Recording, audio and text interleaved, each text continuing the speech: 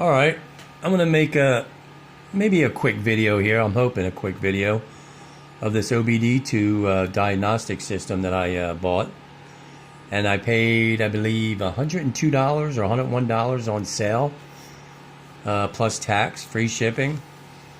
I personally think it's worth every penny. It's not, of course, a $400 or $500 one. You know, if you want a scanner for your car that's going to do more features, I would recommend spending anywhere from at least $350 all the way up to $900. But for less than $110, this thing is actually really nice. You could buy cheaper ones, maybe $25, $35, that when the check engine light comes on, you know, you plug it in your OBD port, and it will tell you exactly what the problem is and what the, you know, as far as code, you know, and then you could turn off, you could delete the code, and then you could drive your car and whatever. But at least you have an idea of what's going on with your car. But this one does just a little extra. Now, this particular one is just for GM, Buick, Chevy. This is what it comes in. It just comes in a box, you know, has the XTooL IP500. Again, it's less than $110. Came in this little wrapper here. You know, it has a nice little plastic cover for the screen here, which I'm going to leave on. Now, oh, this doesn't belong in there. This is different. So, what you first have to do is charge it up. It's kind of quick. I guess it depends on your USB port. It does come with a USB charger, Type-C, and it also comes with a cable for your, of course, for your OBD2 port. So here's for where you plug in your car, and this particular end is an old VGA style, which plugs in right in the back here, and I kind of don't like it. The old VGA style. I don't know why they're still using that on this. I guess because of the cost factor. Because then you gotta, you know, screw them down tight. But you don't want to sit here and go it's giving you a good enough cable. I don't know, 3 feet or so. But if you keep twisting it like this when you're in a car, you know, it's gonna eventually start to bend the pins in the VGA. So I would highly recommend just be careful with it, you know. It doesn't really come with a manual, which is kind of an odd thing, but it comes with a packing list of what's in it, what you get. Comes with a quick start guide. So your quick start guide is a very simple procedure. It tells you, you know, charge it, how to turn it on, where to hook it up. That's basically your instruction manual. Of course, you know, little gel thing here, you know.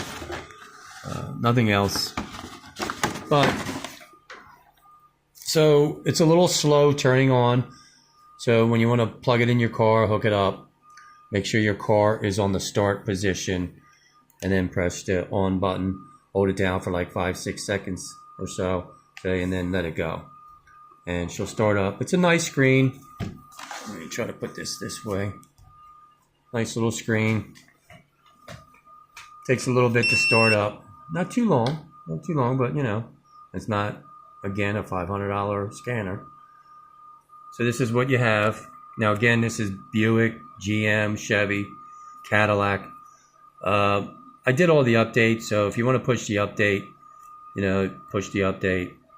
These are the 3 updates that I did not do because I don't have turbo, of course. I don't have diesel.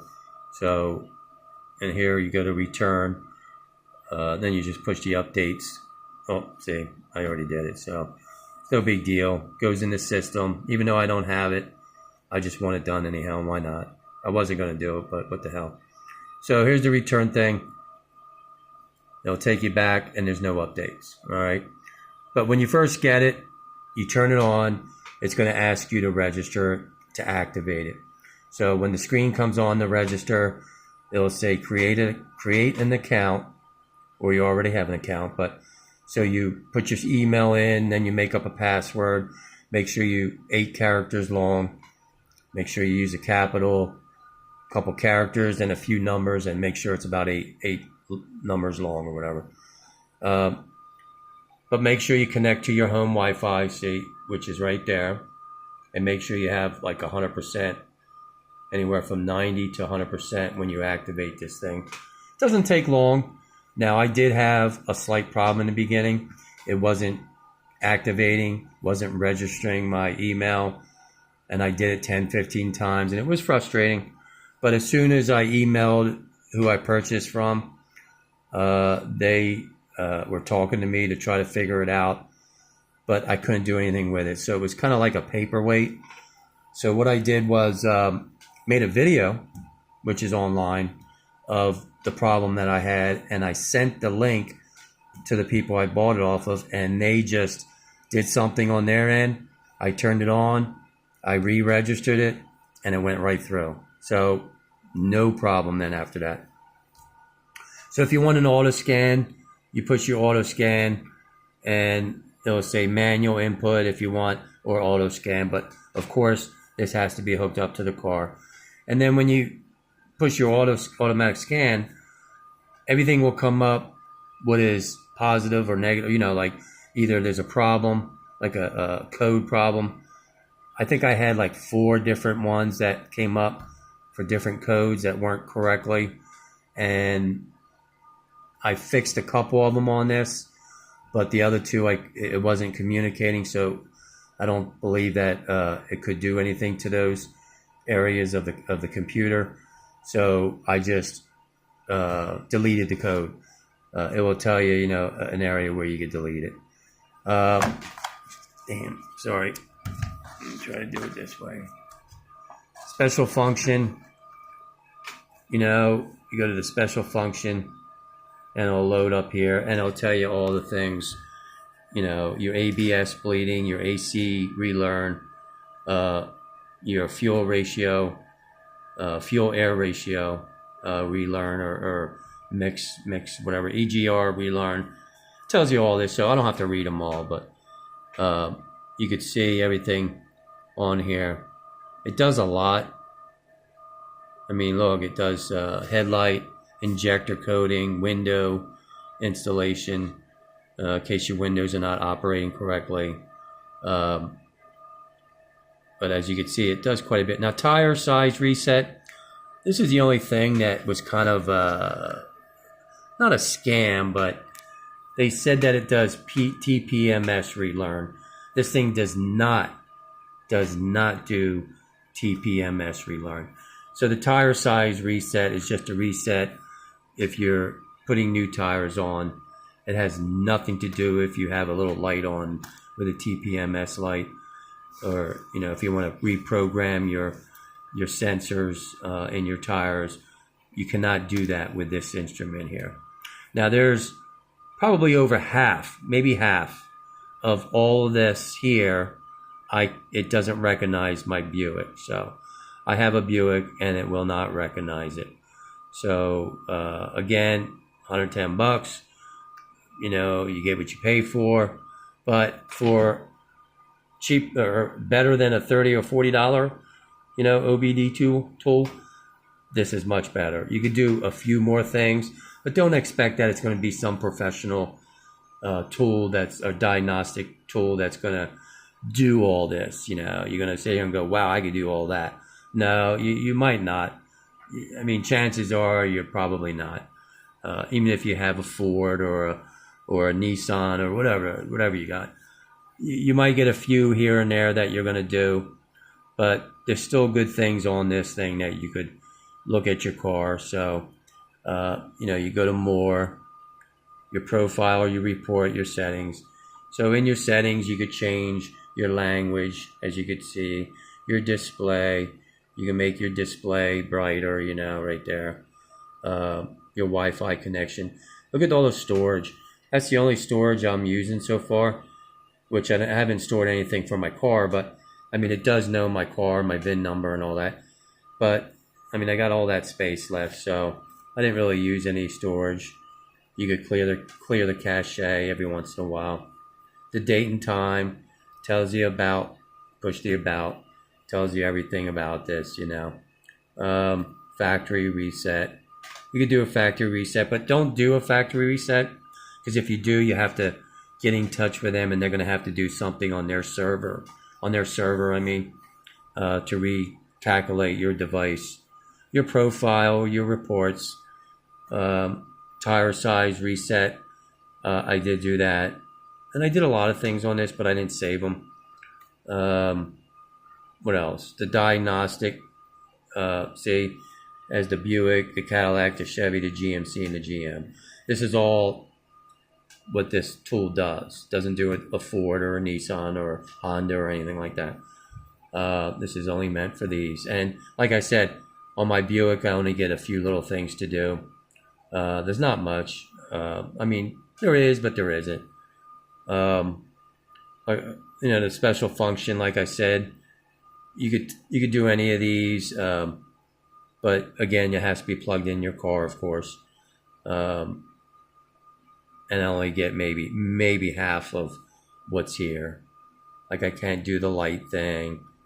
I definitely can't do, well, there's no TPMS, so I never tried the gearbox adaptation. You got to remember, they're using the word adaptation. That's a whole different word than to say gearbox relearn or suspension relearn.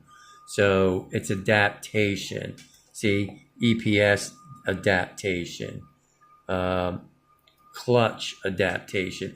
Here's one that says AC relearn. So you could do that, and it does work on my car. Also, the air-fuel ratio is adaptation. So you could do the basics. You could do the battery reset, the EPB reset. You could do the language change, of course. Maybe the seat calibration, but I don't need to do any of that. Turbo relearn, probably. Throttle adaptation, probably not. There's nothing I could do to that throttle to make it, you know, redo anything. Oil reset, of course, you could do. So other than that, this is pretty much what you see is what you get. You can go, like I said, a little farther than a $30 to $50 tool. It is definitely worth the $110. Of course it is. The only thing, like I said, is I don't like the cable. You know, you have the VGA cable here, right there, and it's kind of stiff, the cable, like, you know, so it's not real soft. So when you hook up that VGA cable right there, make sure you plug it in the right way. It's got to go the opposite way, and it's gonna bend, you know. I mean, just try not to move this as much. It would be nice if it had a little opening here, like you could just pop it down and just put on a table or in your lap or on your car. So, you know, like a little fold thing. The OBD, waiting to communication, but that's hooking up to your car in that. So it's, you know, auto scan. It says all this stuff, but I mean, I'm not going to do it right now. But if you want to download the manual, there is one online. It doesn't come in the box. It's just the quick start guide. But you could download the manual online and have it available for you. You can even copy it at a copy machine after you save it, and, you know, keep the paperwork with it as the manual. And it tells you step by step what you could do, what procedures you could do, how to do it. So it gives you, you know, 100% clear, so you don't have any problems. But again, you know, make sure you charge it. So when you want to turn it off, just push it down, and you'll see it'll say off or restart. There you go. So you just, or shut down. So I just push the shut down, and I'll just wait till it shuts down. Okay, and then this port here, you open it up, this little flap. Okay, and you can put a little SD card in there to get more storage, which I don't have in there. I don't really need it right now. And then your Type-C charging port. And that's about it, guys. Girls, guys. It's a nice little unit. Has a little kind of rubber side protectant in case you bump it. And nice size screen. It's kind of slow, but not real slow. Look at me. I'm sitting here like slumping over. But, you know, with the light up there, that's pretty cool. But when you're scrolling like this down on some of the things, it works. I mean, hey, it's not like the fastest thing. But for the 5th time, you're not paying $500 for it, you know. I think battery life is pretty good. There'll be a long battery life on it. It looks like it would be. But other than that, hey, if this is all you want and this is all you're looking for, a little bit more than the regular cheap one, go with this one. And maybe I'll put in the link for the guy I bought it off of. I actually purchased it on eBay, and I'll eventually put the link in the description because they were excellent getting this thing taken care of after I had a problem not registering it. So, okay, and it's kind of, you know, be careful you don't drop it. It's, you know, it's kind of a little awkward holding it, but I would be just extremely careful. Even put another little rubber slip pad on the back. You know, you could do that. And maybe on the bottom here because it's very slippery.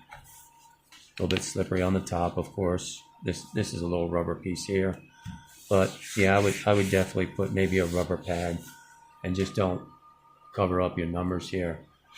Cut the rubber pad out and just let that show. Other than that, hey, it works. It looks like a $500 tool and kind of resembles, but that's how they made it, you know. But I'll give them credit, it does work. All right, I hope that helps anybody that wants to buy one. And again, it's the XTooL IP500.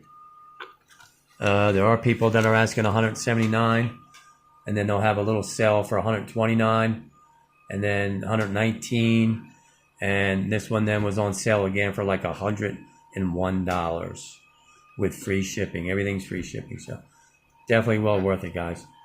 And make sure you buy it off somebody that will give you a 60-month or 60-day guarantee, and also maybe 100%. I think mine had 97 or 98% feedback, and they were right on it. As soon as I had a problem, they were like, boom. And if you do have a problem with it, take a video of what's going on instead of going back and forth through email, because it's hard to understand when they're from another country and they're trying to figure out what you're saying.